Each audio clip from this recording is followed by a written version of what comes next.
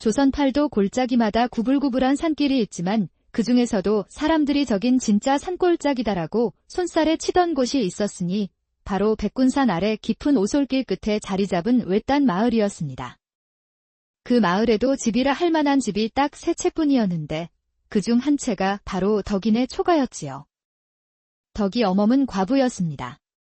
사내는 젊은 나이에 병이 들어 죽었고 아이 하나만 남긴 채 떠났지요. 그 아이가 바로 덕이었는데 사람들은 덕이를 두고 그 얼굴이면 정승도 데려가겠다 할 정도로 칭찬을 아끼지 않았습니다. 덕의 얼굴은 어찌나 곱던지 초사흘 밤 달빛 아래 있으면 달조차 부끄러워 구름 뒤로 숨을 지경이었습니다. 눈매는 가늘고 길며 오똑한 콧날 아래로 그윽한 입매가 앵두처럼 맺혀 있었고 머릿결은 윤이 자르르 흘렀습니다. 우리 덕이는 말이야. 가난한 집 말고 어디 부잣집에 첩이라도 들어가 살았으면 좋겠어요. 동네 할매들이 혀를 차며 말렸습니다. 세상에 첩이 뭐 그리 호강인가? 첩은 첩이지. 어디 가서 첩 소리를 듣고 살라 하는가? 그러면 덕이 어멈은 허리를 한번 비틀며 손을 쫙 펴올리고 말했습니다. 첩이라도 좋지요. 나는 이 산골짜기에서 방아찌 타 죽을 뻔도 했고 장독대 닦다 넘어져 죽을 뻔도 했다오. 우리 덕이라도 잘 돼야지. 내 딸 팔자는 내가 막아줘야지요. 그 말이 그런 것도 아니었습니다. 덕이는 말 한마디를 해도 어른들 앞에선 예를 다하고 장담그는 솜씨도 음식하는 솜씨도 남달랐습니다. 손끝 야무진 것 하나는 큰 기와집 안 사람들도 부러워할 지경이었지요. 허나 집이 가난하고 신분도 좋지 못하니 아무 집에 시집을 가봐야 허리 한번 펴지 못하고 살게 뻔했지요. 그해 봄, 마을에 연분홍 진달래 피던 날이었습니다. 덕이는 마루에 앉아 조용히 나무를 다듬고 있었고 덕이 어멈은 장에 다녀와서 한숨 내려놓으며 투덜거렸습니다. 오늘 장터에서 영감 하나가 헛소리를 짓거리더구나. 허허, 나중에 그 집 딸 호강시키겠다고 중이라도 덕이 데려가겠다 하겠어. 그 말에 덕이는 고개를 돌려 슬쩍 웃었지만 속마음은 좀 서늘했습니다. 그날따라 산 너머 절에서 목탁 소리가 뚜벅뚜벅 들려오는 것 같았지요. 그게 복인지 화인지는 아무도 몰랐습니다. 백군산 너머 해탈함이라 불리는 사찰이 하나 있었지요. 그곳엔 속세를 떠난 지 30년이 되었다는 늙은 스님이 하나 살고 있었습니다. 사람들은 그를 해월 스님이라 불렀는데 겉보기엔 연불자라고 청빈한 듯 했지만 속은 어찌나 간사하고 욕심이 많았던지 절마당의 참나무도 그 속을 알고 잎이 일찍 떨어질 지경이었습니다. 그날도 스님은 시주바랑을 메고 산길을 내려오고 있었지요. 그는 산골 마을마다 시주를 돌며 밥 한 술, 떡 한 점 얻어 입에 풀칠하려는 길이었습니다. 그때 진달래 향이 코끝을 스치더니 덕인의 초가가 눈에 들어왔습니다. 스님이 목탁을 두드리며 불경을 외자 집안에서 여인이 하나 고개를 내밀었는데 바로 덕이 어멈이었지요. 스님, 시주는 줄 게 없고 우리 덕이나 줄까? 덕이 어멈의 농에 한순간 어안이 벙벙해졌습니다. 그런데 그 말보다 더 스님의 정신을 아찔하게 만든 건 마루 위에서 나무를 다듬고 있던 덕이의 얼굴이었지요. 그 반달 같은 이마, 고운 눈매, 은은한 웃음. 마치 관세음보살이 인간 세상에 나온 듯하였습니다. 스님의 목소리가 절로 변했지요. 예 시주는 천천히 주셔도 되고 저 메밀 범벅 있으면 조금만 주시오. 덕이 어멈은 웃으며 메밀 범벅에 토종꿀을 듬뿍 타내주었고 스님은 두 손으로 그릇을 공손히 받아들고는 연신 고개를 숙였습니다. 아이고, 세상에 이런 복이. 이 꿀맛이 세상 맛이란 말이더냐. 꿀탄 메밀을 입에 넣는 순간 스님의 눈앞에 둥근 달이 3번 뜨고 별이 쏟아졌지요. 그리고 그 순간 스님의 마음속에는 한 가지 욕망이 번개처럼 스쳤습니다. 내 저 처자를 절로 데려간다면 부처님 모시듯 아침 저녁 공양하며 살면 이게 곧 극락이 아니겠는가. 스님의 눈빛에 번뜩임이 맺히고 목탁 두드리는 손에 힘이 들어갔습니다. 연불 대신 욕심이 머리 위에 앉았으니 그날 저녁 해탈함으로 돌아간 해월 스님은 밤새 잠을 이루지 못했지요. 그는 연불 대신 깊은 한숨을 내쉬며 절마당을 서성였습니다.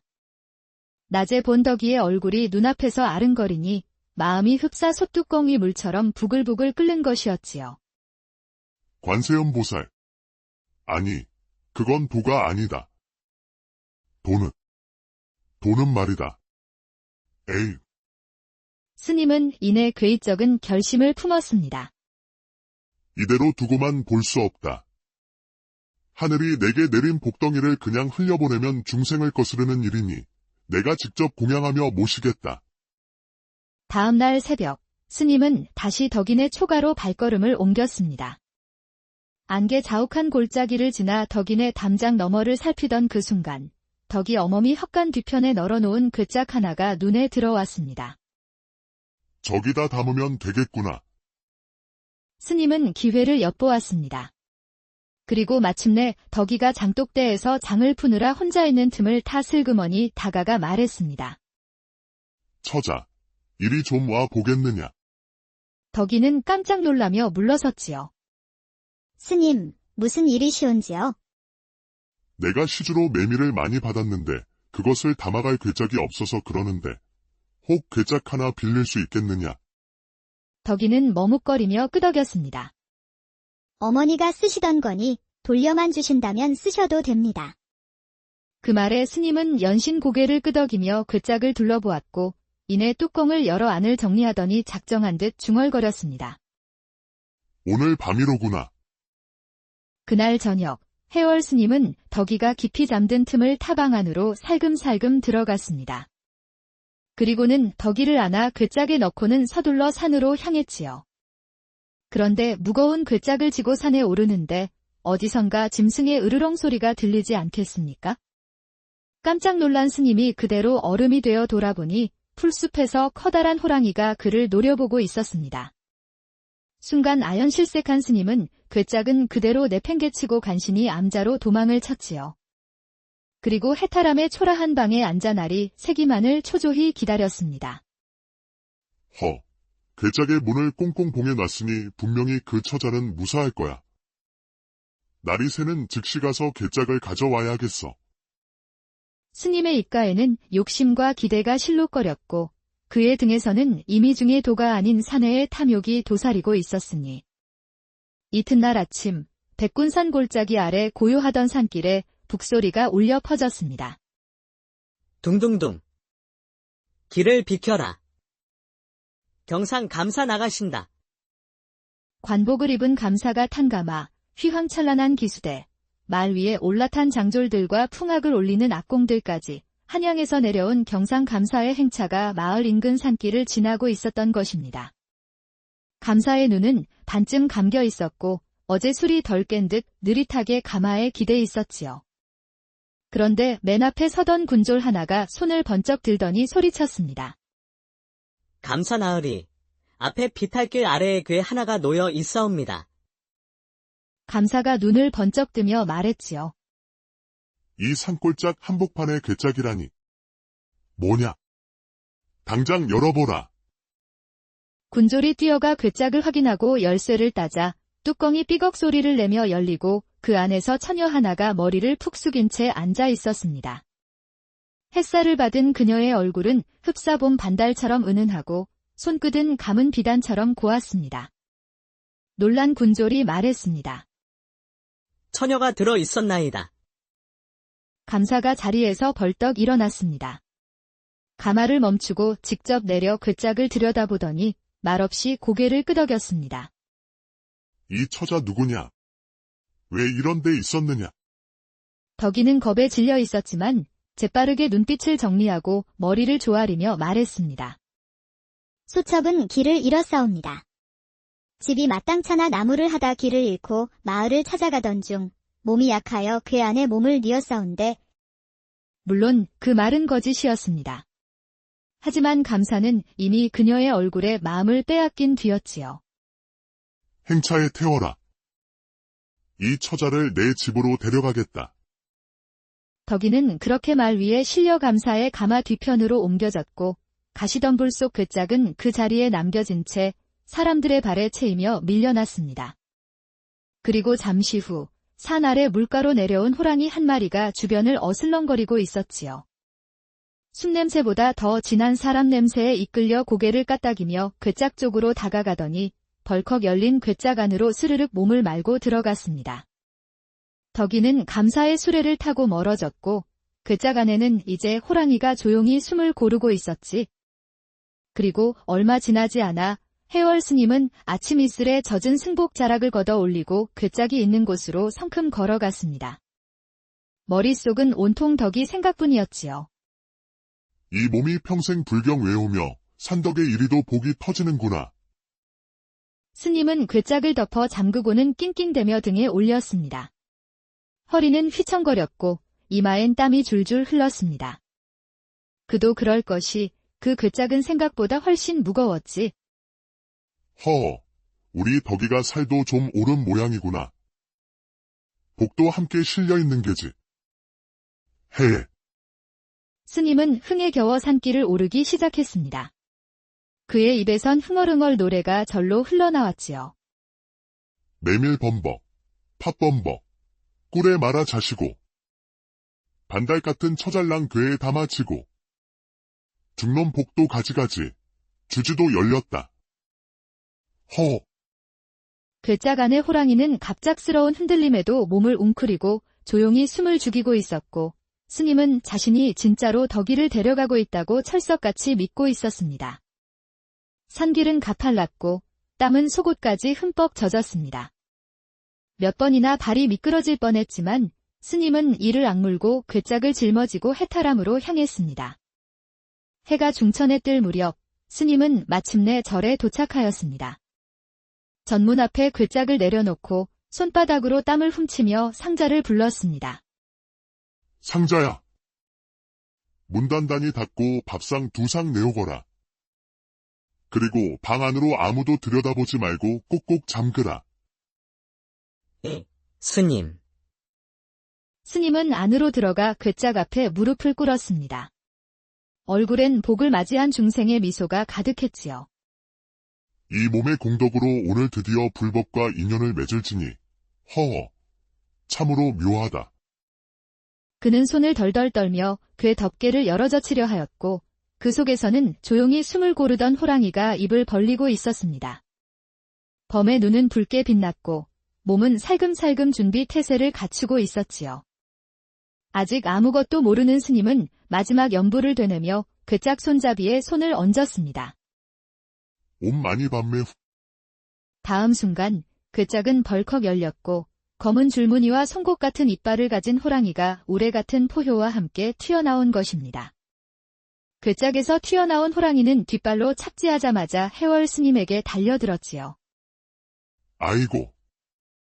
스님의 외마디 비명은 공중에서 끊겼고 다음 순간 호랑이는 그의 몸뚱이를 마치 곶감 다루듯 한 입에 물고 절마당을 휘젓기 시작했지요. 호랑이는 날뛰며 목탁을 부수고 법구를 넘어뜨리고 벚나무를 발로 걷어찼습니다. 이 소리에 놀란 상자들이 문틈으로 슬며시 내다보다가 피투성이가 된 스님의 옷자락과 그 위에 앉아있는 호랑이의 눈빛을 보고는 다들 소리를 질렀습니다. 호랑이다. 스님이. 그 말이 끝나기도 전에 절 안은 아수라장이 되었지요. 상자들은 뒷문으로 주랭랑을 쳤고 주지 스님은 벽장 안에 숨어 연부를 외우며 사시나무 떨듯 몸을 떨었습니다. 절개도 도망가고 고양이도 기둥을 타고 올라가 비명을 질렀지요. 이튿날 동네 사람들이 산길을 오르다 절 근처에서 이상한 냄새를 맡고 올라왔습니다. 그리고 본 광경에 모두가 두 손을 내젓고 말았지요. 이게 무엇이여? 어째 이런 일이 다 있니? 절에 붙은 목판에는 붉은 손자국이 선명히 찍혀 있었고 절 이름을 쓴 간판은 반쯤 부러져 대웅전 기둥에 매달려 있었답니다. 그리하여 해탈함은 그날 이후 법물사, 호식사로 불리게 되었지요. 호랑이에게 먹힌 절이라 하여 사람들이 찾아오지도 않았고 결국 절은 문을 닫고 말았습니다. 덕이 어멈은 이 이야기를 듣고 한숨을 푹 쉬며 말했습니다. 내가 그 양반 눈이 이상하다고는 생각했지. 어찌 우리 덕이를 꿰어간단 말이오. 인과응 보로구나. 허참, 중이 사람을 데려가다니, 그것도 처녀를. 그것도 호랑이를 데려가 문을 열다 죽었다니. 이거야말로 천벌이지. 이윽고 절 아래 장터에서는 이런 우스갯소리도 돌기 시작했지요. 중이 시주보다 여인네의 눈이 멀면 호랑이 신랑을 보게 된다 하더라. 이래서 옛 어른들이 하신 말씀이 딱 맞다 했지요. 복은 스스로 쌓는 것이고 욕심은 스스로 불러들이는 재앙이다. 옛날 옛적 한양의 어느 집에 송시성을 가진 도령이 살았습니다. 송도령의 집안은 당대 여러 정승을 배출하였고 그의 아버지 또한 영의정의 자리에 있었지요. 그러니 어릴 적부터 송도령은 엄한 가정교육을 받았고 훌륭한 스승 아래 글공부를 하였습니다. 그리고 어느 날부터인가 사람들은 그의 문장과 학식을 칭송하였지요. 저기 말을 타고 가시는 분이 송도령이야. 어머, 듣던 대로 미남이시구나. 아이고, 멀리서 쳐다만 보면 뭐하니? 우리 같은 처지에 언감생심이지. 그러게 말이야. 송도령은 용모도 출중하고 풍채도 당당하여 처녀들에게도 인기가 많았지요. 늦은 봄, 한양은 전국 각지에서 몰려든 유생들로 북적거렸습니다. 바로 올해가 3년마다 열리는 과거 시험이 있는 해였기 때문이죠.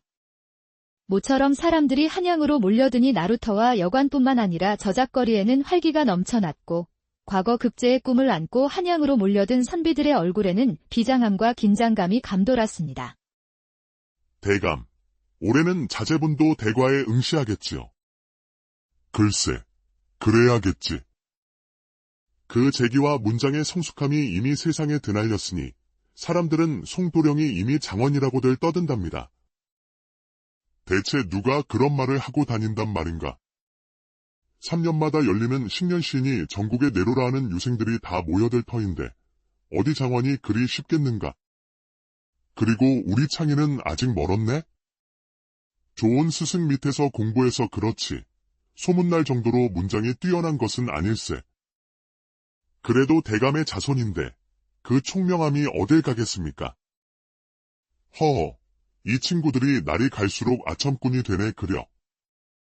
영의정 송원우는 아들 송도령의 학문이 아직 과거 시험에서 장원을 차지할 정도는 아니라는 것을 알고 있었지요. 그러니 세간의 관심과 칭찬이 부담스럽기만 하였습니다. 그리고 그것은 송도령도 마찬가지였습니다. 도련님, 왜 그러느냐? 사람들이 이번 과거에서 장원을 당연히 도련님이라고 떠들고 다닌답니다. 거참, 너도 알다시피 내 간신이 진사시에 합격한 지 얼마나 되었다고 대과에서 장원을 차지한단 말이냐? 그러게 왜 남의 글을 가져다 도련님이 쓴 것처럼 하셨습니까?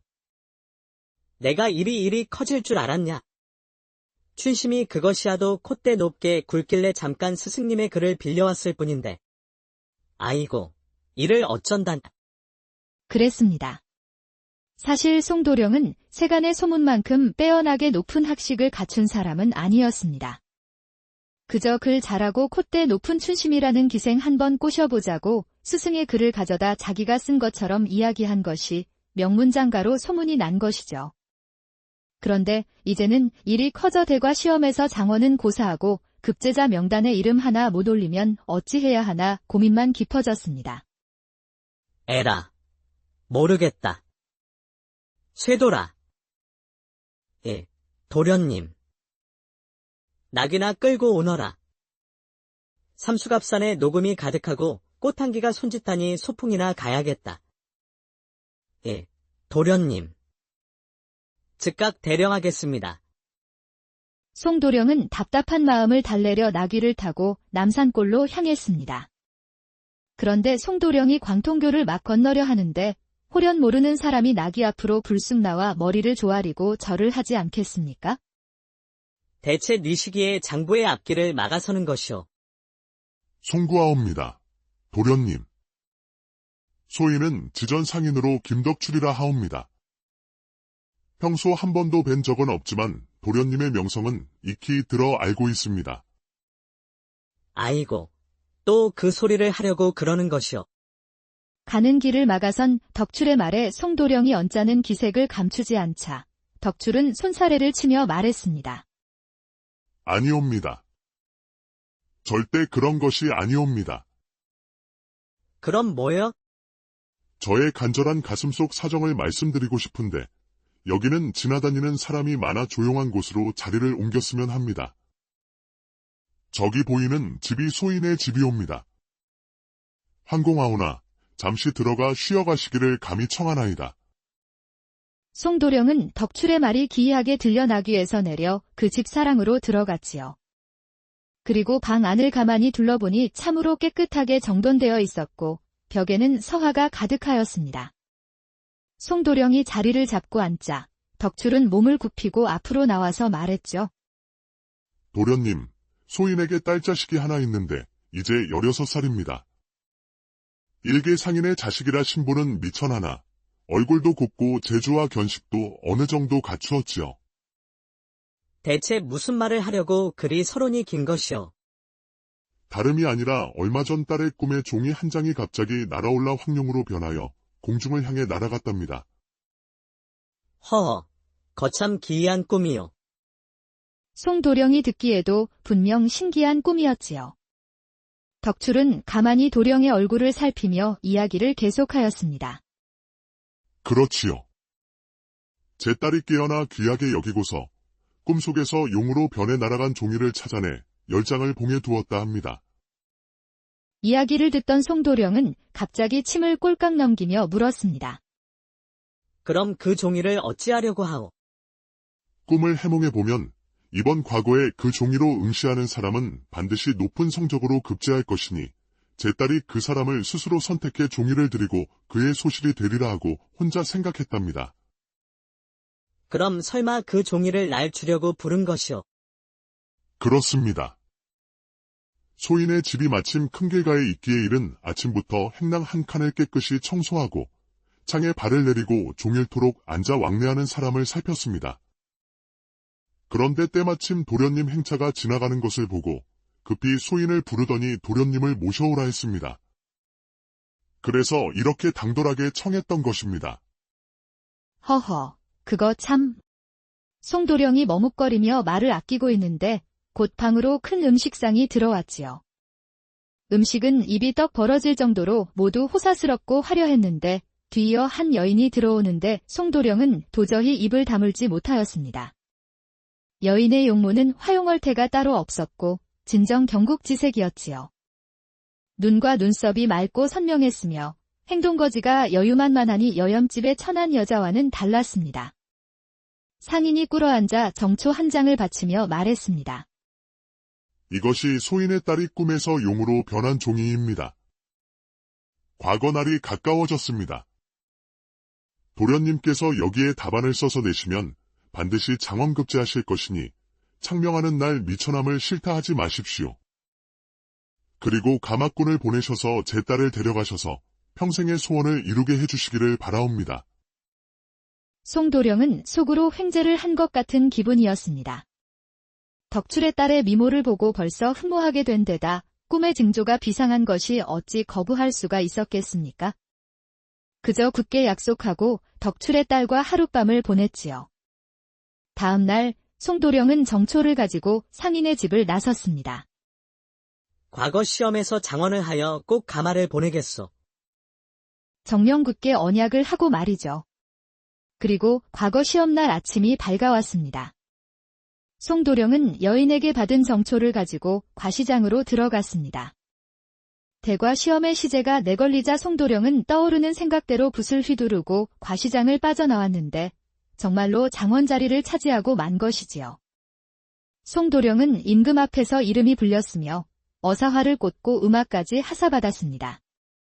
그의 아버지인 영의정 송원우가 임금께 절하고 나오니 신선의 풍악이 하늘에 울려 퍼지고 영광이 온 세상에 찬란히 빛났지요. 그날부터 송도령의 집안에는 고관대작들의 축하 행렬이 끊이질 않았고 하객들이 마루에 빽빽하였지요. 음악과 춤사위가 흥을 더하고 진수성찬이 좌우에 뒤섞였습니다. 대감, 감축들이 옵니다. 네, 뭐라 했습니까? 창의가 장원을 차지할 것이라 하지 않았습니까? 고맙소이다. 우리 창의가 장원이라니 조금은 얼떨떨하긴 하지만 아무튼 아들놈 덕에 이리 많은 사람에게 축하를 받으니 나 또한 기쁘기 그지없소. 영의정 송원우는 정말로 그랬습니다. 평소 아들을 가만히 지켜보아도 대과 시험에서 장원을 할 정도의 실력은 아니었는데 당당히 장원이라니 자신의 눈과 귀를 의심할 정도였지요. 한편 송도령은 장원의 기쁨도 기쁨이었지만 걱정이 하나 생겼습니다. 바로 덕출의 딸과 한 약속 때문이었죠. 마음 같아서는 당장 가마를 보내 덕출의 딸을 아내로 맞아들이고 싶었지만 조선은 신분의 귀천이 있는 나라였습니다. 그런데 천하다는 상인의 딸을 아내로 맞이하겠다면 엄하고 무서운 아버지에게 혼이 날까 두려워 송도령은 아무 소리도 못하고 망설이고만 있었지요. 장가도 안 간 놈이 소실부터 맞이하자고 그러면 분명 아버지께서 역정을 내실 것인데. 이를 어쩌지? 도련님. 그때 문 밖에서 쇠돌이가 부르는 소리가 들려왔습니다. 왜 그러느냐? 대감마님께서 사랑해서 찾으십니다. 그래, 알았다. 아버지가 찾는다는 소리에 송도령은 서둘러 사랑방으로 향하였는데 방 안에는 한성판윤 이정호가 아버지와 함께 좌정하고 있었지요. 인사드리거라. 한성판윤 대감이시다. 송도령이 아버지의 말에 절하고 앉으니 한성판윤 이정호가 말했습니다. 과연 소문으로 듣던 대로입니다. 어찌 이리도 똑똑하고 사내다운 풍모를 지닌 아드님을 두셨습니까? 과찬이요. 창이야. 아버지. 판윤 대감의 여식이 있는데 올해 나이가 16이라 한다. 예. 너도 이제 등과를 하였으니 조만간 나란 일을 하게 될 것이다. 큰일을 하려면 먼저 가정을 잘 꾸려야 할 것이야. 그래서 말인데 판윤 대감의 여식과 곧 혼례를 치르려 하는데 내 생각은 어떠하냐? 아버지의 말에 순간 온몸이 굳어버린 송도령은 아무 소리도 할 수가 없었습니다. 안 그래도 덕출의 딸과 한 약속 때문에 고민하고 있었는데 따로 혼인을 하라니 이를 어찌한단 말입니까? 아버지, 왜 그러느냐? 어찌 제가 아버지의 하애와 같은 말씀을 어기겠습니까? 그래. 그럼 내 어미한테 서둘러 준비하라 이르겠다. 아버지. 송도령은 무슨 말을 하려 한참을 머뭇거리다 그저 평소 아버지와 말하듯 그렇게 하겠다고 말하고 만 것이죠. 하지만 얼떨결에 그리하겠다 대답은 하였지만 송도령의 고민은 더욱더 깊어만 갔습니다. 참으로 어찌한단 말인가. 사내대장부가 단단히 한 약속을 이렇게 쉽게 어기고 있으니 그러게 왜 그런 약속을 함부로 하셨습니까? 내 진정 일이 일이 될 줄은 몰랐지. 내 주제의 장원이라니. 도련님, 차라리 잘 되었습니다. 뭐가 말이냐? 어차피 상인의 딸은 정실부인으로 들이지 못할 것이니 정실을 먼저 얻고 다음에 소실로 들이면 될 일 아닙니까? 그래, 쇠돌이 내 말이 맞다. 차차 소실로 들이면 될 것을 내 괜히 고민을 했구나. 뭐 그런 고민을 하십니까? 그러게, 내 보니 장원은 쇠돌이 내가 해야 할 것 같구나. 쇠돌의 말에 송도령의 고민은 단박에 날아가는 듯 했습니다.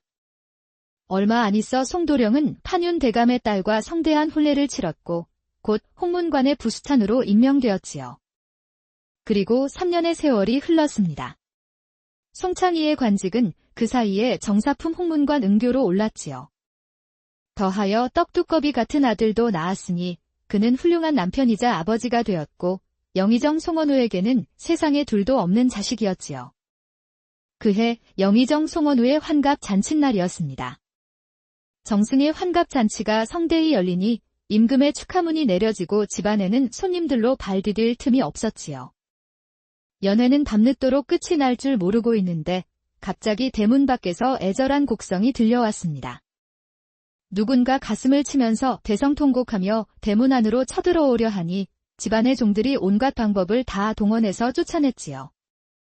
그러면 그 사람은 또 통곡하면서 너무나 원통한 일이 있다 소리치며 결사적으로 뚫고 들어오려 하니 집안에 모인 사람들이 모두 구경을 하고 섰지요. 결국 영의정 송원우도 이 광경을 목격하게 되었고 대문으로 나와 소리쳤습니다. 대체 무슨 일이더냐?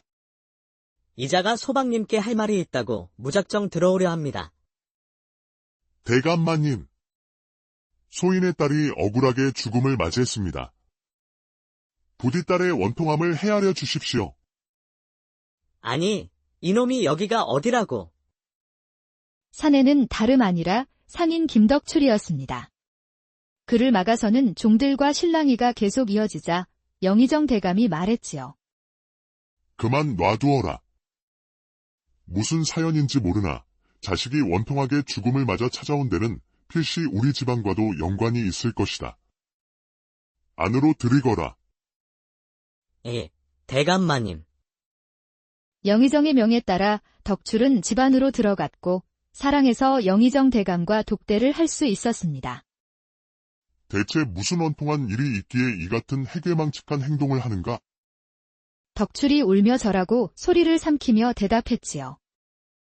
소인은 지전상인 김덕출이라 합니다. 덕출은 그때부터 자신의 딸이 용꿈을 꾼 일과 송창이와 언약한 일의 전말을 세세하게 이야기했습니다. 소인의 딸은 과거 날이 되자 아침부터 먹지도 않고 오직 방 소식만 기다리며 서방님이 급제하셨는지 자꾸만 물었습니다. 그래서 소인이 거듭 길가로 나가 알아봤는데 과연 서방님께서 장원급제하셨음이 의심할 바 없이 확실했습니다. 딸에게 기쁜 소식을 전하니 딸은 아주 기뻐하며 오직 서방님께서 가마를 준비해 데리러 온다는 소식이 오기만을 기다렸지요. 그렇게 3년이 흘렀습니다. 제 딸은 누웠다 일어났다. 바보가 된 듯 미치광이가 된 듯. 더 이상 다른 말은 하지 못하고 오직 길게 탄식할 따름이었지요. 소인이 차마 그 모습을 보고만 있을 수 없어 여러모로 타일렀습니다. 서방님이 잠시라도 널 있게 하겠느냐. 얼마 전에는 홍문관 은교로 풍계가 오르셨다 한다. 나란 일로 바쁘시니 조금만 더 기다려보거라. 진정 저를 잊지 않으셨다면 아무리 바쁘시더라도 한 번쯤 저를 찾아오셨을 것입니다.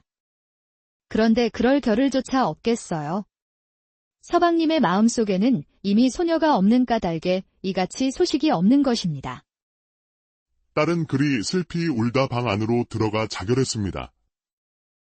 소인의 비통함과 원한이 가슴에 가득 차고 애달픔과 원통함이 하늘에 닿아서 감히 이렇게 쫓아와 고하나이다. 영의정 대감은 이 말을 듣고 크게 놀라며 참혹함을 이기지 못해 오랫동안 아무 말도 하지 못했지요. 걔 아무도 없느냐? 예, 대감마님. 손님들을 모두 돌려보내고 창이 이놈을 당장 대령하여라. 예, 대감마님. 마침내 아들과 마주한 대감이 말했습니다. 장부로서 중대한 언약을 하고도 변하여 그 사람을 배반했느냐? 아버지와 마주한 창이는 아무 말도 못하고 고개만 떨구고 있었지. 세상에 어찌 이리도 신의도 없는 인간이 있단 말이냐? 이렇게 박정한 놈이 내 자식이라니. 쌓인 원한이 지극하거늘 어찌 두 발을 뻗고 잠을 잘 것이냐? 나는 내가 크게 될 거라 기대했는데 이번 일을 보니 넌 별 가망이 없다. 내가 앞으로 무슨 일을 주선할 수 있을 것이며 무슨 벼슬을 할 수 있단 말이냐? 아버지, 드릴 말씀이 없습니다. 즉시 제사상을 성대히 갖추고 제문을 지어라. 내 죄를 안다고 그 죄를 졌고 지난 일이 후회막급이라고 사죄하고서 시신 앞에서 통곡해라. 빈소를 마련하고 시신을 염하는 절차도 다 내 스스로 하여 유감이 없도록 해라. 창이는 아버지의 말대로 죽은 여인의 장례를 직접 치르고 관 앞에서 통곡하였지요. 미안하오. 내 한 번도 그대를 잊지는 않았소. 그저 이러지도 저러지도 못하고 세월만 보냈소. 부디 날 용서하고 좋은 곳으로 가시오. 송창이는 그날로 관직에서 물러나 낙향하여 일찍 죽었는데 그가 죽기 전 유언으로 자신의 묘비를 세우지 말라 했다 전해지지요. 옛날 옛적 어느 바닷가 마을에 한 젊은 사내가 들렀습니다. 사내의 이름은 창수였지요. 창수는 그 신분이나 출신을 알 수 없었지만 등에는 그나리보찜을 메고 마을에 들어와 이 집 저 집을 기웃거리고 있었습니다. 허참, 다들 고기 잡으러 갔나? 동네에 사람 꼴 보기 힘드네. 사실 이 마을은 20여 채 작은 초가가 있는 조그만 바닷가 마을로 남자들이 바다에 나가 고기를 잡아 생계를 잇던 마을이었습니다. 그런데 몇 해 전 고기를 잡으러 갔던 남자들이 먼 바다로 나갔다가 큰 파도에 휘말려 모두 죽고 말았지요. 창수 아저씨다. 그래, 똑순이 오랜만이네. 그 소리에 놀란 안악들이 고개를 들어 말 위에 앉은 도원수를 바라보니 과연 창수가 아니겠습니까? 뭐야? 창수가 저리 지체 높으신 분이었어? 이 사람아, 말 조심해. 그 소리를 들은 김창수가 말에서 내려 안악들에게 절하니 여인들은 몸둘바를 몰라 했지요. 다들 고맙습니다. 여러분 덕분에 이렇게 살아 돌아올 수 있었습니다. 김창수는 그렇게 인사하고 마을 사람들에게 많은 상을 내려주었지요. 아이고, 저리 높은 분을 욕보였으니 너 어찌할 거야? 몰라요. 나만 좋았나? 옛날 옛적 어느 시골 마을에 대길이라는 젊은이가 살았습니다. 대길은 나이 17의 어머니를 잃고 홀로 된 아버지와 단둘이 살고 있었지요. 그러던 하루는 대길이 멀리 떨어져 사는 친갓집에 제사가 있어 집을 나섰습니다. 대길아, 먼 길이니 조심히 다녀오너라. 아버지, 저는 걱정 마셔요. 혼자 계시는 동안 끼니 거르시지 말고 잘 챙겨 드시고 계셔요. 그래, 나는 걱정 말고 몸 조심히 다녀오너라. 대길은 홀로 남겨진 아버지 걱정에 발길이 떨어지지 않았으나 큰할아버님 제사라 하니 가볼 수도 없었습니다. 그렇게 길을 떠난 대길은 한참을 걷다 시냇가에 이르렀습니다. 걷다 보니 날도 덥고 목도 마른 터라 대길은 시냇가에서 세수도 하고 목도 축이려 했지요. 그런데 얕은 물속을 가만 보니 그 속에서 헤엄치는 물고기가 보였습니다. 제법 큰걸? 가다가 구워 먹어야겠구나. 대길은 그 즉시 물로 뛰어들어 그 물고기를 잡았습니다. 아이고, 아버지랑 함께 구워 먹으면 더 맛있겠는데. 물고기를 잡자마자 아버지 생각이 났지만 가던 길이니 어찌하겠습니까? 대길은 아쉬움을 뒤로하고 물고기를 나뭇잎에 싸서는 다시 길을 갔습니다. 그리고는 산속 오솔길로 들어서 하염없이 또 걸었지요. 그런데 걷다 보니 어디선가 새의 날갯짓 소리가 들려왔습니다. 소리가 들리는 곳을 찾아 두리번거리던 대길은 그 소리를 따라 숲속으로 들어섰지요. 그리곤 새 잡는 그물에 꿩 한 마리가 걸려있는 걸 발견하였습니다. 아이고, 오늘은 가는 곳마다 이게 웬 횡재냐. 대길은 그물에서 꿩을 떼어내고는 또 생각했지요. 아쉽구나. 이놈을 삶아 아버지께 드리면 참 좋아하실 텐데. 대길은 그렇게 아쉬워하며 꿩을 묶어서는 다시 길을 가려다 말고 생각했습니다. 그물을 놓은 사람에게 미안하네. 그래, 꿩 대신 물고기라도 주어야겠다. 대길은 그물에 물고기를 올려놓고 다시 길을 떠났습니다. 그리고 한참 후 그물을 놓았던 사람이 그 사이에 뭐라도 잡힌 게 있나 와보니 이게 웬일입니까? 물에 사는 물고기가 산속 새 잡는 그물에 걸려 있으니 기겁할 노릇이었지요. 아니, 이 무슨 일이라. 이 깊은 산속 새 잡는 그물에 물고기가 잡히다니. 이럴 수가. 이건 필시 귀신의 짓이 아니고서야.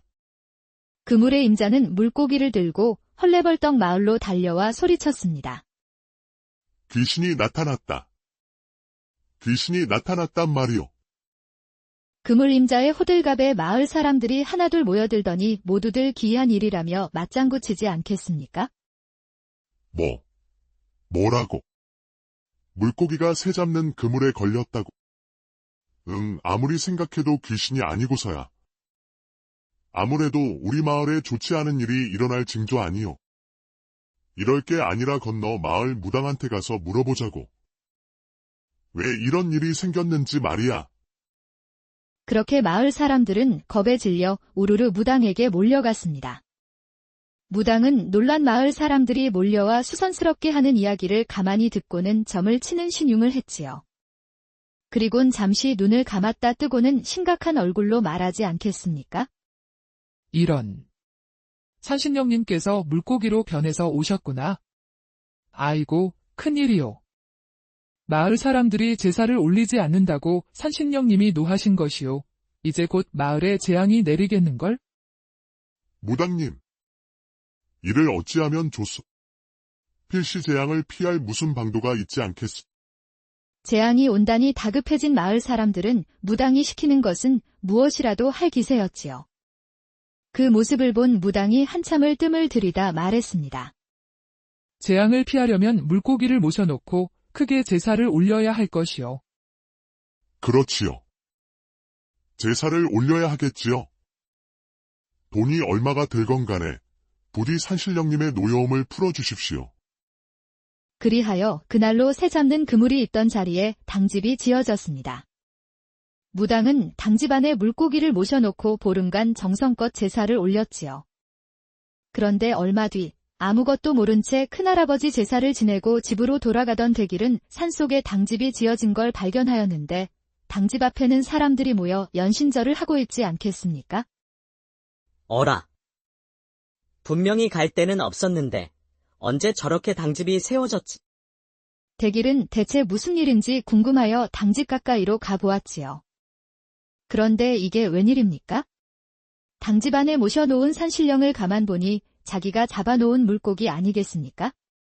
대길이 궁금하여 사람들에게 사연을 물으니 마을 사람들은 그동안 있었던 이야기를 남김없이 전해주었습니다. 대길은 그 자리에서 웃음이 나오는 걸 참느라 힘들었지요. 사람들에게 사실대로 얘기하자니 그물에서 꿩을 가져간 것을 이야기해야 할 것이고 그리 되면 도둑으로 몰려 무슨 봉변을 당할지도 모를 일이니 참 난처한 일 아니겠습니까? 대길은 그래도 안 되겠다 싶었는지 벼랑간 당집 안으로 들어가 물고기를 집어들고는 말했지요. 여러분, 걱정하지 마십시오. 이 마을에 재앙이 내리지 않도록 제가 다 해결해 드리겠습니다. 대길은 그렇게 말하고는 그 자리에서 불을 피워 물고기를 구워 먹었습니다. 마을 사람들은 대경실색하여 아무 소리도 못하고 눈은 휘둥그레져 가만히 대길을 바라보고만 있었지요. 아니, 저럴 수가. 산신령을 구워 먹다니.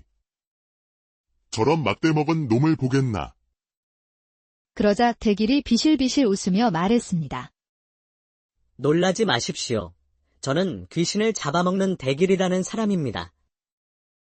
귀신들은 저만 보면 주랭랑을 놓지요. 제가 산신령을 잡아먹었으니 이제 아무 일 없을 겁니다. 참으로 희한한 일이었습니다. 어느 날은 산속에서 물고기가 새 잡는 그물에 잡혔는데 어느 날은 웬 총각이 나타나 귀신을 잡아먹는 사람이라며 산신령을 잡아먹다니 말입니다. 그 뒤 이 마을에는 정말 아무 일이 없었겠지요. 그러다 보니 무당보다 귀신 잡아먹는 대길이 더 유명해지는 것이 당연했습니다. 그리고 온 고을에 귀신 잡아먹는 대길이라고 하면 모르는 사람이 없을 정도로 소문은 퍼져나갔지요. 하루는 대길이 아버지와 함께 아침밥을 차려 먹고 있을 때였습니다. 담장 밖에서 웬 낯선 사내들이 얼쩡거리고 있는데 대길이 수상하여 물었지요. 대체 누시오. 용건이 있으면 들어와서 말하지. 뭘 그리 넘겨다보고 있는 것이오. 그 말에 사내들이 가만히 마당으로 들어와서는 자초지종을 이야기하였습니다. 저희는 멀지 않은 고을에 사는 최부잣집의 머슴들이옵니다. 그런데 무슨 일로 식전 바람부터 찾아온 것이오. 그 집 뒷마당에 오래된 행화나무가 있는데 밤이면 그 나무에서 귀신이 나와서는 주인 어르신 딸을 제물로 바치라 하지 않겠습니까? 그래, 귀신 잡는 대길이라는 사람이 있다는 소문의 주인 어르신께서 한번 모셔오라고 해서 이렇게 찾아왔습니다. 대길은 난처한 표정을 지었지요. 그냥 한마디 한 것이 이리 소문이 나 정말 귀신과 마주해야 할 일이 생길 줄 누가 알았겠습니까? 저는 귀신을 잡을 줄 몰라요. 그건 헛소문일 뿐이에요. 대길이 이렇게 말하고 꽁무니를 빼려 해도 머슴들은 믿지 않았습니다. 아니, 믿고 안 믿고 간에 주인의 분부를 어길 수 없으니 강제로 대길이를 끌고 가버렸죠. 아이고, 정말 저는 귀신 잡을 줄 몰라요. 제발 살려주시오. 그렇게 대길이 한참을 끌려가 부잣집 마당에 던져지자 최 부자는 반색을 하고 대길이를 맞이했지요. 어허, 당신이 그 유명한 귀신 잡아먹는 대길이라는 사람이요. 이리 급하게 모시고 와 실례가 많소. 내가 밤이면 나타나는 귀신 때문에 도무지 두 다리 뻗고 살 수가 없어. 부디 그 귀신을 꼭 잡아주시오. 그럼 내가 돈은 얼마든지 다 드리겠소. 대체 어디서부터 잘못된 것인지 대길은 거짓말을 한 것이 아니 물고기를 잡은 일부터가 후회스럽기만 하였습니다. 그런데 눈앞에 저리간절히 부탁하는 최 부자를 마주하자 대길이는 처음부터 모든 것이 거짓이었다고 솔직히 말하기가 힘들었지요. 에이, 이왕 이렇게 된 이상. 그래, 될 대로 되라. 대길은 최 부자에게 말했습니다. 그리 간곡히 부탁하시니 제가 한번 살펴보겠습니다. 염려 마십시오. 제가 귀신 잡아먹는 대길 아닙니까? 최 부자는 대길의 말에 기뻐 온갖 기름진 음식과 술을 대접하였지요. 그리고 한밤중이 되었습니다. 최 부잣집의 머슴들은 대길을 끌어다 뒷마당 행화나무 밑에 놓고는 모두들 황급히 도망가 버렸지요. 대길은 바들바들 떨리는 두 다리로 간신히 행화나무 아래 서 있었습니다. 아이고, 정말 귀신이 나타나면 어떡하지? 부처님, 신령님, 옥황상제님, 제발 살려주십시오. 대길이 사시나무 떨듯 온몸을 바들바들 떨며 기도하고 있는데 갑자기 나무 위에서 파란 불이 비쳤습니다. 파란 불은 나무 주위를 빙빙 돌더니 대길의 머리 위에 멈추었지요. 대길은 심장이 멎을 것만 같았습니다. 정신은 아득하고 하늘은 노랗기만 하니 말뚝이 되어 숨조차 제대로 쉴 수가 없었지. 그때 머리 위에서 호통치는 소리가 들렸습니다. 이 집 딸을 제물로 바치라는데 대체 왜 말을 듣지 않느냐? 만약 내일까지도 내 명령을 듣지 않으면 가만히 있지 않을 것이다. 각오하거라. 그 파란 불은 그렇게 말하고 하늘로 솟아오르는 듯하더니 금세 사라져 버렸지요. 대길은 겁에 질려 떨리는 두 다리를 이끌고 간신히 사랑방으로 돌아왔습니다. 아이고 부처님, 이를 어찌합니까? 어쩌면 좋지. 차라리 달아나 버릴까? 그날 밤 대길이는 잠을 한숨도 못 자고 뒤척이다가 아침을 맞이했는데 식전부터 최 부자가 방으로 찾아왔지요. 어젯밤 귀신을 만나셨지요? 오늘 밤에는 꼭 귀신을 잡아드시고 부디 저희 집의 근심을 덜어주십시오. 부탁합니다. 최 부자가 그렇게 말하고 돌아가니 곧이어 아침상이 들어왔습니다. 상에는 평생 보지도 못한 산의 진미가 가득했지요. 대길이는 자포자기 상태였습니다. 에이, 먹고 죽은 귀신이 때깔도 좋다는데. 먹고나 보자. 그렇게 대길이 밥을 먹고 있는데 머슴 한 사람이 접시에 구운 생선을 담아왔습니다. 그런데 대길이 가만히 그 생선을 보니 지난날 산신령으로 모셔졌던 그 물고기랑 똑같이 생겼지 않겠습니까? 대길은 그때 일이 생각나서 혼잣말로 중얼거렸지요. 아이고, 이놈아. 내 놈이 귀신 노릇을 해서 내가 여기까지 오게 되었구나. 그런데 그 말을 들은 머슴이 얼굴빛은 사색이 되고 갑자기 벌벌 떨더니 대길이에게 싹싹 비는 게 아니겠습니까? 죽을 죄를 지었습니다. 제발 용서해 주십시오. 갑자기 이 머슴이 왜 이러지? 대체 이게 무슨 일인가?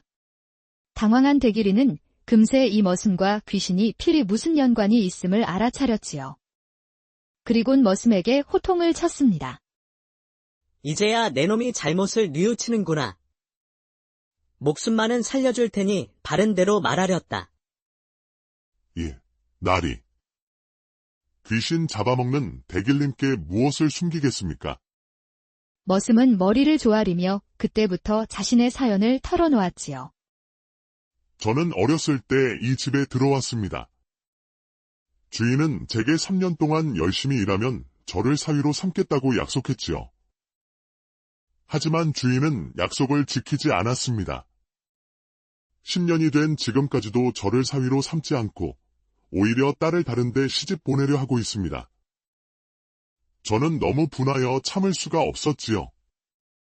그래서 어느 날부터 귀신 소동을 벌여 주인을 협박하기 시작했습니다. 딸을 바치지 않으면 혼내주겠다고요. 알고 보니 머슴은 귀신 잡는 대길이가 어젯밤 일을 어찌 생각하는지 궁금했습니다. 그래서 대길의 반응을 살펴보려고 일부러 생선을 구워 온 것이었지요. 그런데 머슴은 대길이 무심코 중얼거리는 소리를 듣고 자기한테 하는 소리인 줄 알고 모든 사실을 털어놓았던 것입니다.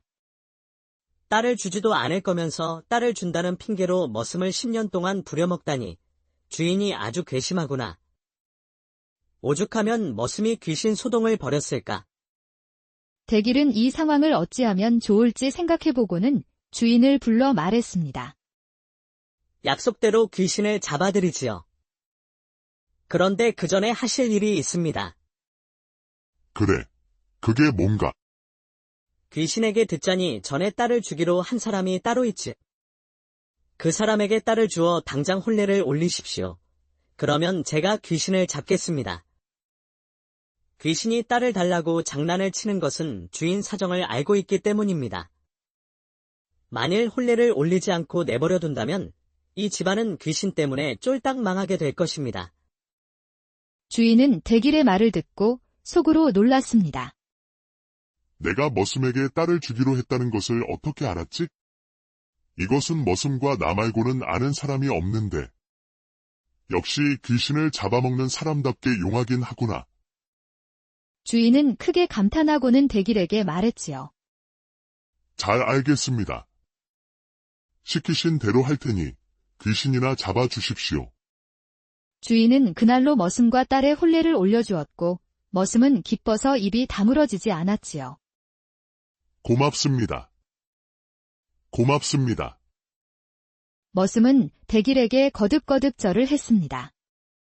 그날 이후로 최 부잣집 귀신은 자취를 감추었고 대길이는 최 부자에게 큰돈을 받아 논밭도 사고 어여쁜 신부도 얻어 아버지 잘 봉양하고 행복하게 잘 살았답니다. 대길이처럼 거짓말로 운 좋게 돈도 벌게 되고 하는 걸 보면 살다 보면 가끔은 거짓말도 필요할 때가 있긴 한가 봅니다. 하지만 그 거짓말도 누군가를 도우려 한 것이기에 대길도 잘 살 수 있었던 것이겠지요. 그렇지 않고 누군가를 해하려 한 것이 되었다면 과연 어찌 되었을까요? 저기, 혹시 귀신 잡아먹는 대길이라는 사람 집이 어디요? 아, 그 사람 저기 함경도 산골로 이사 간 지 오래되었소. 소문에는 세상하고 인연을 끊었다오. 아마. 예, 대길이다. 난 대길 아니요. 절대 아니요. 잘못 본 것이요. 대길아, 어딜 가니? 옛날 옛적 경기도 어느 마을에 아버지와 아들 단둘이 사는 집이 있었습니다. 아들의 이름은 칠복이었지요. 그런데 자라오면서 칠복이가 가만 보니 아버지는 낮이건 밤이건 잠만 자고 아무 일도 하지 않는데도 돈을 잘 쓰는 것이 이상하기만 하였지요. 그래 늘 궁금하게 여기던 차에 하루는 칠복이가 아버지께 여쭈었습니다. 아버지, 그런데 아버지는 벼슬도, 장사도, 농사도 안 하시고 하루 종일 낮잠만 주무시다가 밤에만 잠깐 출입을 할 뿐인데 어디서 돈이 나서 그렇게 물 쓰듯 하세요? 칠복이의 물음에 아버지의 얼굴은 빨개졌죠. 요놈의 자식. 내 놈이 그것을 알아 무엇하냐? 아버지가 하시는 일을 자식이 알고자 하는 것이 뭐가 잘못인가요? 아까 이 앞으로 포교가 지나가면서 내 아비는 무엇을 하느냐라고 묻는데 할 말이 있어야지요. 그래, 넌 뭐라 대답했느냐? 낮에는 들에 가서 농사짓고 밤에는 새끼를 꼰다라고 했습니다마. 아버지가 정말 하시는 일을 알 수가 있어야지요. 그래서 물었던 것입니다. 이 말을 들은 아버지는 깊은 한숨을 내쉬더니 칠복의 등을 어루만지며 말했습니다. 아이고, 아들아. 정말로 대답을 잘했구나. 네가 정말 궁금해하니 내가 하는 일을 말하마. 너도 알다시피 낮잠만 자다가 밤에 출입하는 게 무엇이겠느냐. 내 아비는 도적질을 업으로 삼고 있단다. 아버지의 말에 놀란 칠복은 누가 들을까 조심스럽게 되물었습니다. 아버지, 이게 무슨 말씀이세요? 도적질하다가 포교에게 붙들리기라도 한다면 어쩌시려고 그러세요? 칠복은 누가 들을까 목 놓아 울지도 못하고 눈물만 뚝뚝 떨어뜨리자 칠복의 아버지도 마음이 아파 눈물을 뚝뚝 흘렸지요. 그렇게 한참을 두 부자는 울었습니다. 그리고 아버지가 말했지요. 칠보가, 울지 말거라. 내 다시는 도적질을 하지 않을 것이다. 아버지, 정말이십니까? 그 말씀 꼭 지키겠다 약속해 주십시오. 약속하마. 그런데 조금 문제가 있단다. 그 문제가 무엇입니까? 도적질은 혼자서 하기 어렵기 때문에 다른 동료들과 함께 일한단다. 그런데 만일 내가 그 모임에서 나오겠다고 하면 나는 아마도 그놈들에게 맞아 죽을 게다. 그러니 이를 어찌해야 좋겠느냐? 아버지의 말에 칠복은 한참 동안 생각을 한 후 말했습니다. 아버지, 그 사람들은 모두 어디에 있어요? 뒷산 너머에 있는 산골짜기로 한참 들어가면 큰 소나무 하나가 있는데 그 나무 아래에 땅굴이 있는데 그 사람들은 그 땅굴에 모여 있단다. 예, 알겠습니다. 아버지는 안심하고 계세요. 이튿날 칠복이는 아버지가 말해준 도적의 소굴을 찾아 나섰지요. 아버지가 말한 뒷산 산골짜기로 들어가 소나무 앞에 도착하여 땅굴을 찾는데 마침 발밑에서 웅성웅성하는 소리가 들렸습니다. 칠복이는 땅에 귀를 대고 사람들의 말소리를 가만히 들었지요. 여보게, 누구든지 뒷마을 김장자 집에 있는 금 항아리를 가져오는 사람을 우리들의 두령으로 삼기로 하세. 글쎄, 그 항아리를 어떻게 가져온단 말인가? 밑에서는 의논이 분분한 듯 하였습니다. 옳지. 이놈들이로구나. 칠복이는 그들이 도적들임을 확신하고 그 안으로 들어가려 했지만 아무리 찾아도 출입문이 보이지 않았습니다. 문을 찾지 못한 칠복이는 발로 땅을 꽝꽝 구르며 아버지, 아버지 하고 소리를 질렀습니다. 도적들은 한참 김장자 집 금 항아리 이야기를 하고 있었는데 벼랑간 땅이 울리며 아버지를 부르는 소리에 눈이 동그래졌습니다. 웬 놈이야?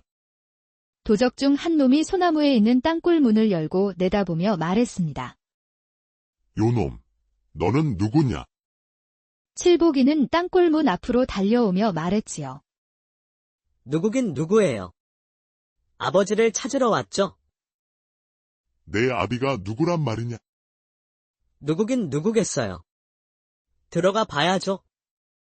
도적놈은 칠복이가 16살밖에 안 돼 보이는데 도적들의 족수도 많아 마음 놓고 땅굴로 불러들였습니다. 내 아비가 누구란 말이냐? 칠복이는 땅굴로 들어가 생글생글 웃으며 좌우를 휘휘 둘러보았습니다. 우리 아버지는 아니 계시네? 어디를 가셨을까? 내 아비가 누구란 말이냐? 누구긴 누구예요. 다들 아시면서 그러세요. 무엇을 알아? 무엇은 무엇이에? 저도 다 알아요. 내가 무엇을 안단 말이냐? 김장자 집 일도 제가 다 아는데요. 김장자 집 무엇을 알아? 김장자 집 금 항아리요. 이 말을 들은 도적놈들은 서로 쳐다보며 말했습니다. 요놈 보게. 김장자 집 금 항아리를 내가 어떻게 아느냐? 어떻게 알기는 어떻게 알아요. 지금 이야기들 하셨잖아요. 그럼 항아리를 가져올 수 있는 사람을 이곳의 두령으로 삼겠다고도 하셨잖아요. 그래. 그럼 네가 의견이라도 내겠다는 말이냐? 내라고 하면 내지요. 뭐가 어렵다고. 의견을 내면 저를 두목으로 삼으시겠어요. 도적들은 어린 칠복이 자신있게 말하는 것을 보고 대답했습니다. 그래. 네가 우리보다 좋은 의견을 낸다면 두령으로 삼다뿐이겠느냐?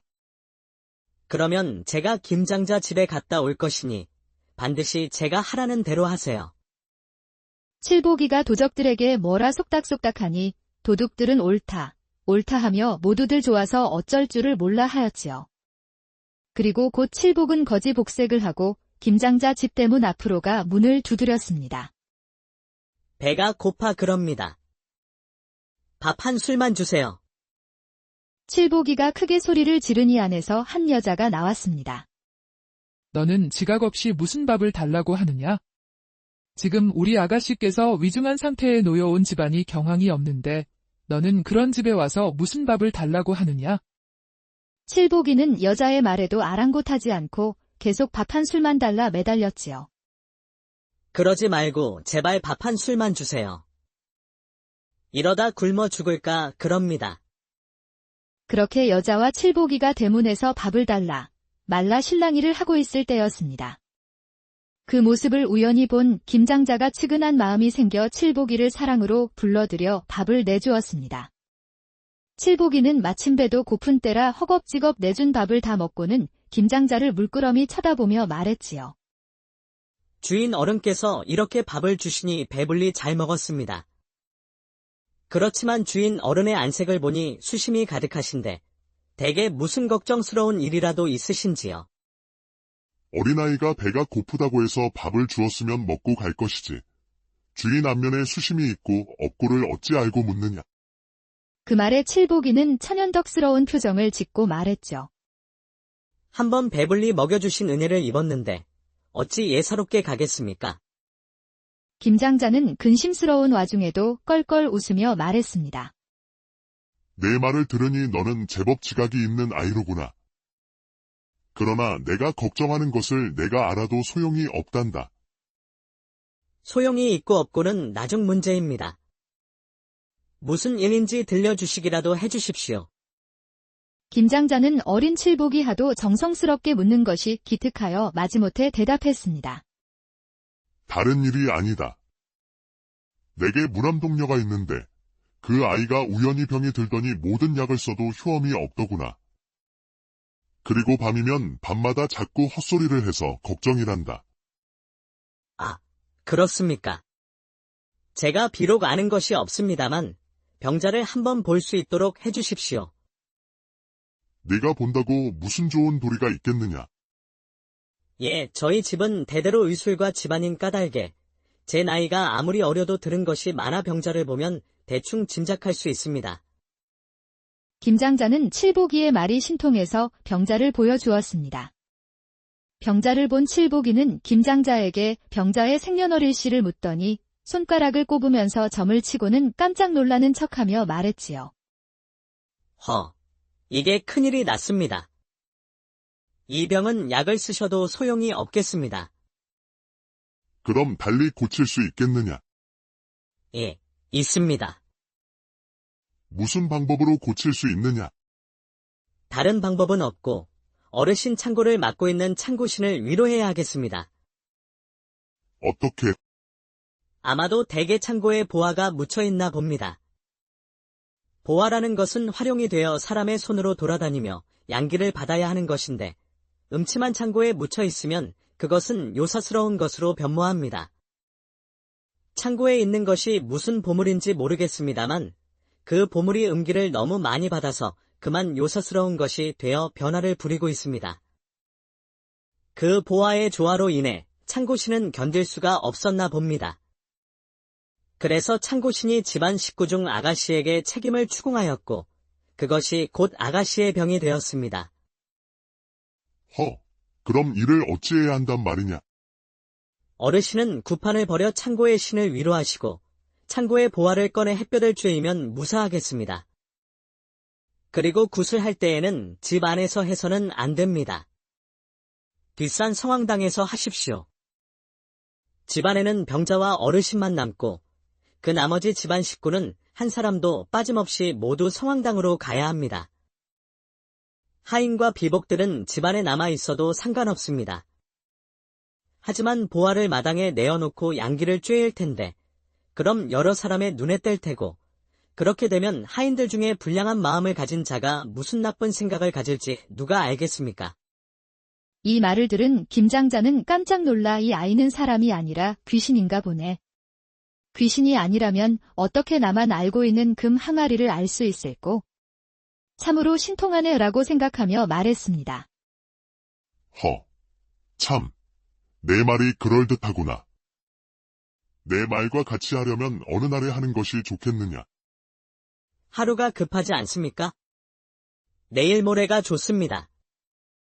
김장자는 칠복이에게 아주 빠져서 바로 굿을 할 준비를 했습니다.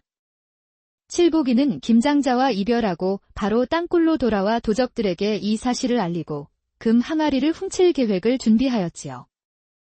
약속한 날, 과연 김장자는 뒷산 성황당에 굿판을 마련하고 집안 식구는 어른 아이 할 것 없이 모두 다 성황당으로 보냈습니다. 김장자는 친히 창고에 두었던 금 항아리 3개를 마당에 꺼내 놓았습니다. 그리고 마루에 앉아 그 금 항아리만 바라보고 있었지요. 그때였습니다. 칠복이와 약속한 도적들이 김장자의 집으로 달려들어 김장자를 결박하고 어렵지 않게 마당에 놓인 금 항아리 3개를 모두 집어갔습니다. 김장자가 아무리 악을 쓰며 소리를 지른들 집안에는 하인이 하나도 없을 뿐더러 100명이나 되는 도적놈을 누가 건드릴 수 있겠습니까? 도적이 떠난 뒤 김장자는 급히 관아의 변을 고하였습니다.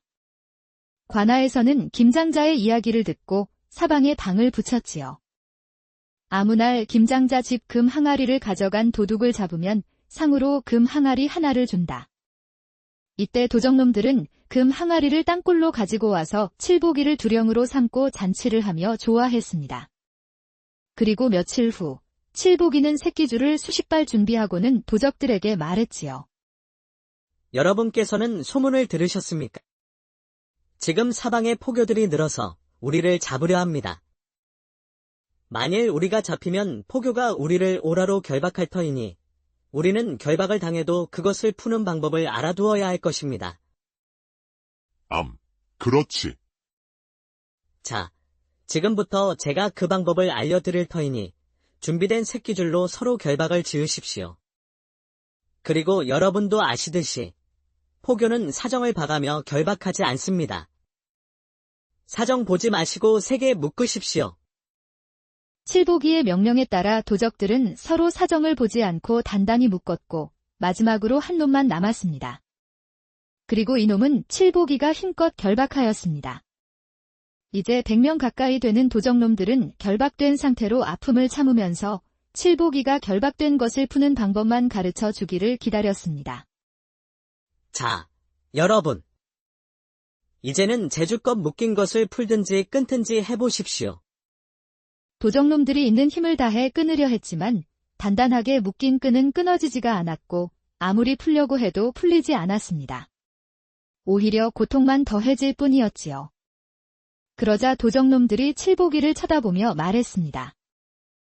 얘야, 아파 죽겠다. 어서 결박된 것을 풀거나 끊는 방법을 가르쳐 주어라. 예, 가르쳐 드려야죠. 칠복이는 갑자기 몸을 뒤지며 무엇인가 찾는 척하더니 놀란 듯 말했지요. 아차!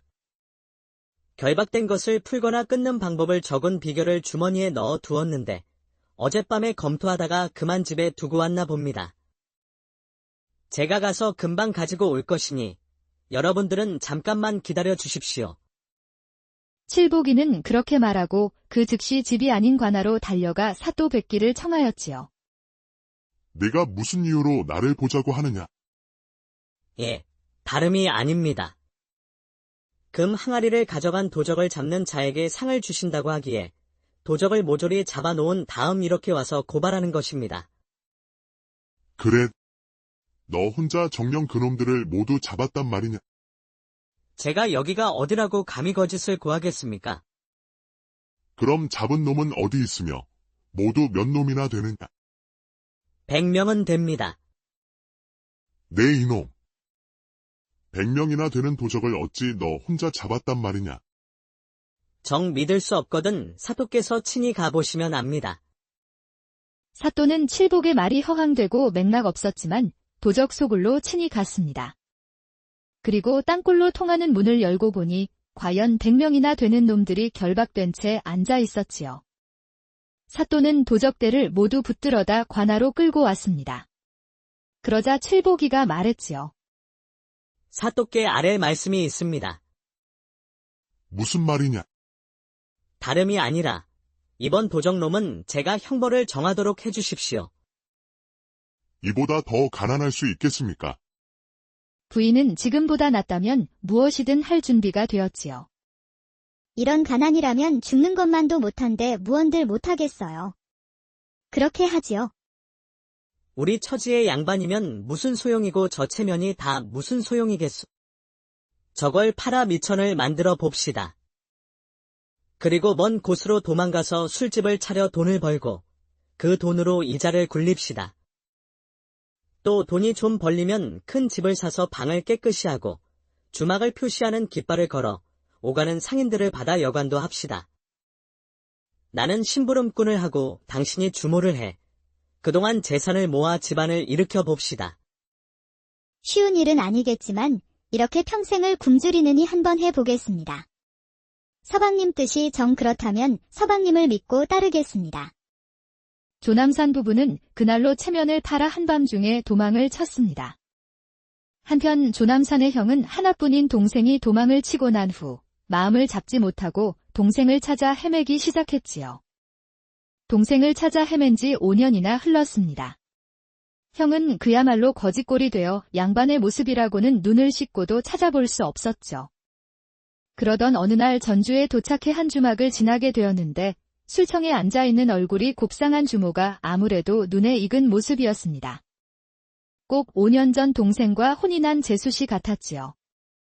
설마 재수씨가 술이나 파는 주모일까 싶어 다시 천천히 살펴보았죠. 몇 번을 다시 보아도 재수씨가 틀림없었습니다. 형은 반가운 마음에 들어가 어찌 된 일이냐고 펄쩍 뛰었지요. 그런데 재수씨는 반가운 기색도 없이 쌀쌀맞게 쏘아붙였습니다. 아주버님, 저희에게 따질 것이라도 있어 오신 건가요? 재수씨는 지난날 재수씨가 아닌 것 같았지요. 말과 행동이 예전과 다른 재수씨한테 놀라기만 했습니다. 그토록 오랜 시간 찾아 헤맨 동생을 이제야 만나게 됐는데 형은 목이 메어왔지요. 그래 어쩌겠습니까? 재수씨는 그런다 쳐도 동생 얼굴은 봐야 하지 않겠습니까? 형은 목이 마르니 술이나 한 잔 달라 자리에 앉았지요. 재수씨가 내준 술을 마신 형은 곧바로 동생을 찾았습니다. 어쩌지요? 서방님은 장사일 때문에 가까운 장터에 나갔습니다. 내가 이런 몰골로 전국을 누빈 건 동생을 만나기 위해서였소. 여기서 기다리다가 오면 만나겠소? 그러세요. 그럼 안으로 와서 기다리세요. 동생은 늦은 시간이 되어서야 돌아왔습니다. 동생은 행상들의 짐을 실은 말을 수십 필 끌고 들어와 먹이를 먹이는데 먼지를 하얗게 뒤집어 쓴 꼴이 뭔가에 미친 사람처럼 보였지요. 5년 만에 보는 동생의 모습에 형은 참 가슴이 아팠습니다. 정말 오랜만이구나. 그런데 이게 무슨 꼴이야? 형님, 여기는 어쩐 일이시오? 여기서 자고 가려고 들렀어. 자고 가려면 10전을 줘야 하는데 형님이니까 5전만 받지요. 동생은 슬쩍 인사만 했을 뿐 형이 있는 것에 상관하지 않고 행상들을 대접하며 거들떠보지도 않았습니다. 거기다가 돈을 받겠다고 하니 형은 무척이나 서운한 마음이 들었습니다. 왜 아니겠습니까? 그동안 죽었는지 살았는지도 몰라 찾아 헤맨 동생이 남보다 더 못한 대접을 하다니요. 예전의 동생이 아니었습니다. 형은 무척이나 서운한 마음이 들었지만 밤이 되면 동생과 편히 이야기할 기회가 생기겠지 하는 마음에 꾹 참고 방에서 기다렸습니다. 하지만 동생은 밤이 늦어도 형을 찾지 않고 제 방으로 들어가 자버리지 뭡니까? 다음 날 아침이 되자 다른 손님은 모두 길을 떠나고 형만 남았습니다. 형님은 왜 안 가시오? 밥값이나 셈하고 얼른 가십시오. 다른 손님을 받아야 하니까요. 네가 갑자기 사라진 후에 너무 그리워 내가 5년을 널 찾아 헤맸다. 나는 당연히 네가 날 반길 거라고 생각했는데 왜 나를 미워하니? 그리고 나한테까지 밥값을 받을 만큼 우리가 남이 된 것이냐? 내가 형제를 생각할 만한 놈이었다면 그렇게 도망치지 않았습니다. 그래도 형님 행색이 넉넉지 않아 보여 밥을 넉넉히 드렸습니다. 모두 10전을 주시면 되겠네요. 나는 내가 보는 것보다 넉넉지 못하구나. 나는 땡전 한 푼 없다. 돈이 없다면 물건이라도 잡히셔야지요. 동생의 이 지독한 한마디에 형은 다 떨어져 너덜너덜한 부채와 때에 찌든 수건 한 장을 잡혔습니다. 그런데 옆에서 재수 씨가 거드는 게 아니겠습니까? 어제 마신 술도 한 잔 있습니다. 그것도 갚으십시오. 형은 울컥 화가 치밀어 짐 속에서 낡은 빗을 하나 꺼내 던지고는 고향으로 돌아왔습니다. 고향에 돌아온 형은 마음이 편치 않아 매일을 한숨으로 보냈지요. 내 동생이 저렇게 모진 사람이 될 줄이야. 이제 나는 형제 하나 없는 혈혈단신이구나. 형은 자식들을 동생같이 되지 않도록 잘 가르치고 집안을 일으켜 동생으로 인한 부끄럽고 슬픈 마음을 씻어내자고 마음먹었습니다. 그러는 사이 어느덧 시간이 흘러 동생이 도망한 지 10년이 되었습니다. 10년 사이 집안은 그리 나아진 것이 없었고 형은 동생을 잊고 지내려 했지만 그리움과 원망만 쌓여갔을 뿐입니다. 그러던 어느 날 윤기가 자르르 흐르는 말을 타고 값비싼 비단옷을 입은 사람이 마을에 나타났습니다. 마을 사람들은 저리 귀한 차림의 사람이 누굴 찾아왔는지 매우 궁금했지요. 뜻밖에도 그 사람은 형의 집으로 들어서는 것이었습니다. 형도 어쩐 일인가 해서 마당에 나와 보니 그 사람은 5년 전 형에게 매정이 대한 동생이었습니다. 동생은 방으로 들어와 정중히 절을 하더니 주저하며 말을 꺼내질 못합니다. 5년 전 그 모습과 또 다른 동생의 태도에 형은 화가 나 소리를 질렀지요. 형님, 죄송합니다. 하지만 저에게도 그래야 할 이유가 있었습니다. 제가 10년 전 정말 가난에 못 이겨 양반된 신분도 버리고 집사람과 10년을 약속하고 고향을 등졌습니다. 남쪽 수백 리 밖에서 큰 길가 중 중요한 곳에 자리를 잡아 여관을 독점하여 장사를 하였지요. 부자가 되고자 마음먹은 10년이 하루도 아까운 판에 형제간의 정까지 생각할 여유가 없었습니다.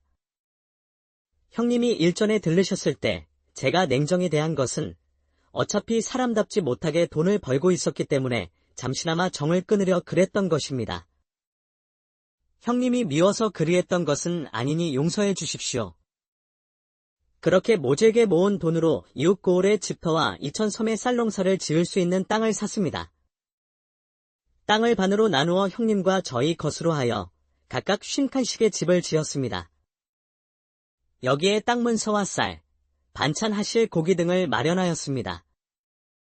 부디 지난 날을 용서해 주십시오. 그리고 내일 아침 저와 식구들을 데리고 새 집으로 가시지요. 이 말을 들은 형은 마음속에 앙금이 풀리는 듯했지요. 동생이 기특하고 미안하기도 해 껴안고 하염없이 눈물을 흘렸습니다. 이렇게 동생의 노력으로 집안이 풍요로워지기는 했지만 옛날에는 양반으로서 상민들이 하듯 재물을 모은 것은 흠이 아닐 수 없었지. 형은 이것이 안타까웠습니다. 사람 먹고 사는 거 다 똑같은데 양반이 상민들처럼 먹고 사는 것이 흠이었던 시절이었습니다. 아침이 되자 형과 식구들은 낡은 집과 낡은 물건은 모두 버리고 이사를 했죠. 새 집에 도착하니 하인들이 분주히 맞이했습니다. 드디어 형제는 근심 없이 좋은 음식과 좋은 옷을 입어 신선도 부럽지 않게 되었습니다. 어느 날 동생이 형에게 의논을 할 것이 있다며 심각한 얼굴로 찾아왔습니다. 지난 10년 동안 고생한 것이 그저 먹고 살기 위해서 한 것밖에 되지 않습니다. 그래서 재물을 돌보기보다는 공부를 다시 시작하려고 합니다. 형님의 뜻은 어떠신지? 나야 내가 그렇게 하면 좋겠지만 재물을 돌보지 않고 공부를 하면서 불안하지 않겠니? 하인 중에 계산에 능하고 영리한 사람이 있습니다. 그 사람에게 맡기려고 합니다. 그리고 저는 절로 들어가 공부에 전념하겠습니다. 며칠 후 동생은 정말 하인 하나에게 모든 것을 맡겨 돈이 들고 나는 것을 처리하도록 하고는 절로 들어갔습니다. 그리곤 단 3년 사이에 사서삼경을 익히고는 식년시에서 장원을 해 어사화를 꽂고 집으로 돌아오니 형의 기쁨은 이루 말할 수가 없었지요. 동생은 육품벼스를 시작으로 사헌부를 거쳐 홍문관 교리까지 지냈습니다.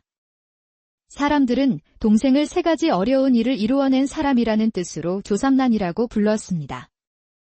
첫 번째 어려운 일은 양반이면서 부인과 술잔사를 할 결심을 한 것이고, 2번째는 형에게 모질게 밥값까지 받아낸 것이고, 3번째는 돈만을 바라지 않고 공부를 해 벼슬길에 오르기까지 한 것입니다.